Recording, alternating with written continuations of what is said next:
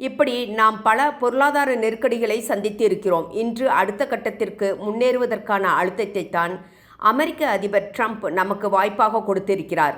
ஒன்று மட்டும் பாருங்கள், ட்ரம்ப் எப்போது வாய் திறந்தாரோ அன்றே ஆசிய நாடுகள் அனைத்தும் ஒன்று சேர்ந்துவிட்டன. ஆசியாவின் 3 பிரம்மாக்கள் இந்தியா, சீனா, ரஷ்யா இனி வரும் நாட்களில் அதிரடி அறிவிப்புகளை வெளியிட இருக்கிறது. தற்போது முன்னேறி வரும் பொருளாதாரத்தில் ஐரோப்பிய நாடுகளை பின்னுக்கு தள்ளிவிட்டோம். நமது முக்கியத்துவம் என்ன என்பது ஐரோப்பிய நாடுகளும் உணர்ந்துவிட்டன. அதனால்தான் அங்கு இருந்த ஜப்பான் இந்தியா பக்கம் வந்துவிட்டது. நாம் ஜப்பான் பொருளாதாரத்தை பின்னுக்கு தள்ளி 4ஆம் இடத்தில் இருக்கிறோம். நிதி ஆயோக் அறிவிப்பின்படி இந்தியா 2025ஆம் ஆண்டின் தொடக்கத்தில் மொத்த உள்நாட்டு உற்பத்தி $4 டிரில்லியன் தாண்டி ஜப்பானை முந்தி உலகின் 4வது பெரிய பொருளாதாரமாக மாறியுள்ளது.